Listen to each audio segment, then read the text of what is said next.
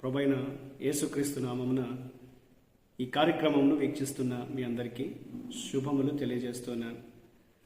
Vision cutie fellowship వారి యేసుతో ఏకాంత సమయం ఈ క్వైట్ టైం కార్యక్రమమునకు మిమ్మల్ని ప్రేమతో ఆహ్వానిస్తున్నాను. అనుదినము దేవుని వాక్యాన్ని ధ్యానించినట్లుగా దేవుడు మనకి సమయాన్ని అనుగ్రహిస్తున్నాడు. అందుకై ప్రభుకు వందనాలు తెలియజేస్తున్నాను. లూకా సువార్త నుండి మనం ఈ వాక్య ధ్యానాలు వింటూ ఉన్నాం. ఈరోజు మన ధ్యానం కొరకై ఏర్పాటు చేయబడిన లేఖన భాగము లూకా సువార్త 11వ అధ్యాయము 14వ వచనం నుండి 26వ వచనం వరకు. ముందుగా ఈ భాగంలో 16వ వచనం నుండి 19వ వచనం వరకు చదువుకుందాం. మరికొందరు ఆయనను శోధించుచు పరలోకము నుండి ఒక సూచక క్రియను చూపమని ఆయనను అడిగిరి. ఆయన వారి ఆలోచనలు ఎరిగి వారితో ఇట్లనెను, తనకు తానే వ్యతిరేకంగా వేరుపడిన ప్రతి రాజ్యమును పాడైపోవును, తనకు తానే విరోధమైన ఇల్లు కూలిపోవును. సాతానును తనకు వ్యతిరేకంగా తానే వేరుపడిన ఎడల వాని రాజ్యం ఎలాగో నిలుచును. నేను బయల్జేబూలు వలన దయ్యములను వెళ్ళగొట్టుచున్నానని మీరు చెప్పుచున్నారే. నేను బయల్జేబూలు వలన దయ్యములను వెళ్ళగొట్టుచున్న ఎడల మీ కుమారులు ఎవని వలన వెళ్ళగొట్టుచున్నారు? అందుచేత వారే మీకు తీర్పరులై ఉందరు. ఈనాటి లేఖన భాగం ఆధారంగా మనం ఏర్పాటు చేసుకున్న అంశం ఏదనగా, దేవుని రాజ్యము ఇక్కడ ఉంది. The Kingdom of God is here. నేటి వాక్య భాగం యొక్క సారాంశాన్ని మనం గమనించినట్లయితే, ఒక వ్యక్తి మాట్లాడకుండా అడ్డుకుంటున్నటువంటి దయ్యాన్ని యేసు అతని నుండి వెళ్ళగొట్టాడు.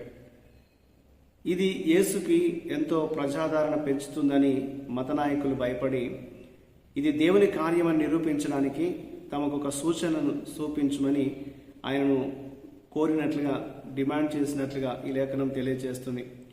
అప్పుడు యేసు ప్రభు దయ్యాల్ని వెళ్ళగొట్టడము దేవుని రాజ్యం వచ్చిందనుటకు రుజువని, మరియు ఆయన సాతాను యొక్క రాజ్యాన్ని, ఆయన రాజ్యం అధిగమిస్తుందని యేసు ప్రభు జవాబిచ్చినట్లుగా ఈ వాక్యం తెలియజేస్తుంది. అప్పుడు వారు ఏ వైపున నిలబడతారో ఎన్నుకోమని కూడా యేసు వారిని అడిగాడు. మనం యేసు పక్షాన ఉండినట్లయితే స్వేచ్ఛను పొందగలుగుతామని లేఖనం తెలియజేస్తుంది. లేదా ఒకవేళ సాతాను పక్షాన మనం ఉండితే, ఆ సాతాను వైపు మనం వెళ్ళినప్పుడు అతనికి బందీలుగా మనం మారుతాం. అప్పుడు అతడు మనల్ని మునుపటి కంటే మరింత దయనీయ పరిస్థితిలోకి తీసుకుని వెళ్ళి బానిసలుగా చేస్తాడని యేసు ప్రభు ఈ లేఖన భాగంలో తెలియజేస్తున్నాడు.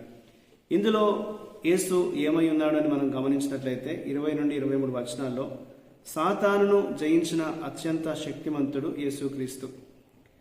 క్రీస్తు సాతాను శక్తిని వాడుకలు లేకుండా చేశాడు.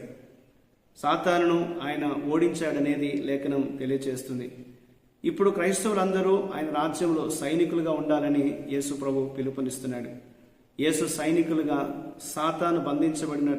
సాతాను చేత బంధించబడినటువంటి వారికి, డబ్బుకు మరియు అధికారం కోసం తన జీవితాలను అమ్ముకున్నటువంటి వారికి, అలసిపోయినటువంటి వారికి యేసు ప్రభు తీసుకొని వచ్చినటువంటి విజయాన్ని, ఆయన సువార్తను మనం ప్రకటించాలని దేవుని వాక్యం మనకు జ్ఞాపకం చేస్తుంది. ఇందులో దేవుడు మనకు నేర్పే పాఠాన్ని మనం గమనిస్తే 24 నుండి 26 వచనాల్లో, ఆత్మ నుండి దయ్యాలు వెళ్ళగొట్టిన తర్వాత ఒకరు యేసు ప్రభును స్వీకరించకపోతే, తన ఆత్మ నుండి విడుదల పొందిన తర్వాత ఆ వ్యక్తి మునుపటి కంటే అధ్వానంగా మారకుండా ఉండాలంటే తన హృదయంలో దేవుని యొక్క వాక్యాన్ని నింపుకోవాలి. ఆత్మను నింపడానికి బాహ్యమైన ఆధ్యాత్మిక అనుభవాలు కాదు, కానీ వారు దేవుని వాక్యం చేత నింపబడినట్లయితే రూపాంతరం చెందేటువంటి వాక్యం జీవం చేత వారు నింపుతోంది. దేవుని సహాయం వారికి దొరుకుతుంది. ఒకవేళ అది ఖాళీగా ఉన్నట్లయితే సాతాను మరలా అందులో ప్రవేశించి అతన్ని మరలా స్వాధీనం చేసుకుంటాడు అనేది లేఖనం తెలియజేస్తుంది. మునుపటి కంటే అతని పరిస్థితి మరింత అధ్వానంగా మారుతుందనేది దేవుని వాక్యంలో మనం చూస్తాం. తనకంటే చెడ్డవైన 7 దయ్యాలను అతను వెంట పెట్టుకొని వచ్చి అతనిలో మరలా నివాసం ఉంటాడు అనేది వాక్యం జ్ఞాపకం చేస్తుంది. కాబట్టి ఒకసారి ఖాళీ చేయబడిన హృదయంలో దేవుని యొక్క వాక్యాన్ని, దేవుని నడిపింపుని మనం కలిగి జీవించాలనేది దేవుడు మనకు జ్ఞాపకం చేస్తున్నాడు. ఇందుకు దేవుని యొక్క అనుగ్రహం, దేవుని యొక్క దయ మనకు సరిపోతుంది. కాబట్టి మనం సంపూర్ణ విధేయతగా దేవుని పట్ల మనం కనపరిచి వాక్యాన్ని మనం ప్రేమించినట్లయితే, వాక్యంలో మనం నిలబడినట్లయితే, హృదయంలో వాక్యానికి చోటిచ్చినట్లయితే, సాతాను మనకు ఏమాత్రం కూడా దరి చేరకుండా మనల్ని మనల్ని శోధించకుండా ఉంటాడు అనేది వాక్యం మనకు జ్ఞాపకం చేస్తుంది. కాబట్టి వాక్యం చేత సాతాను యొక్క శోధనను జయించడానికి మన హృదయం ఎల్లప్పుడూ ఖాళీగా ఉండకుండా వాక్యం చేత నింపబడితే అది మన ఆత్మీయ జీవితానికి ఎంతో బలమని లేఖనం మనకు తెలియజేస్తుంది. కాబట్టి ఈరోజు మనం క్రీస్తు సైనికులుగా క్రీస్తును కలిగి జీవిస్తూ ఆయన ఆత్మ చేత నింపబడి ఆయన వాక్యం చేత నింపబడి ప్రభు కొరకు మనం బలమైనటువంటి సాక్షులుగా నిలవాలి అనేది దేవుడు మనకు జ్ఞాపకం చేస్తున్నాడు. యేసు ప్రభు సాతాను ఓడించాడు. ఆయన విజయాన్ని మనందరికీ ఆయన పంచుతున్నాడు. కాబట్టి యేసుక్రీస్తుతో మనం నిలకడగా సాగిపోతూ మన ఆధ్యాత్మిక జీవితంలో మనం ముందుకు సాగాలి. ఆయన రాజ్యము ఇక్కడ మన మధ్యలో ఉంది అనేది లేఖనం మనకు జ్ఞాపకం చేస్తుంది. మనం ప్రార్థన చేయడం నేర్చుకొని వాక్యాన్ని ధ్యానించడం నేర్చుకొని ప్రభుతో మనం అనుదినంగా సహవాసం చేస్తూ ముందుకు సాగినట్లయితే మన ఆధ్యాత్మిక జీవితంలో ఎంతో స్థిరంగా ఉండగలుగుతాం అనేది దేవుడు మనకు ఈ లేఖనాన్ని బట్టి జ్ఞాపకం చేస్తున్నాడు. కాబట్టి మనం ఆ రీతిగా ప్రభు మార్గంలో కొనసాగడానికి దేవుని రాజ్య సైనికులుగా మనం నిలబడడానికి దేవుడు మనకు శక్తినిచ్చినట్లు దేవుని సహాయాన్ని కోరుతూ మనం ప్రార్థన చేద్దాం. మా ప్రియమైన తండ్రి యేసు ప్రభువా, నీకు వందనాలు. మా జీవితాన్ని ప్రభువా నీకు మేము ప్రభు అప్పగించడానికి, మా జీవితానికి ప్రభువుగా మిమ్మల్ని మేము కలిగి ఉండడానికి మాకు సహాయం చేయండి.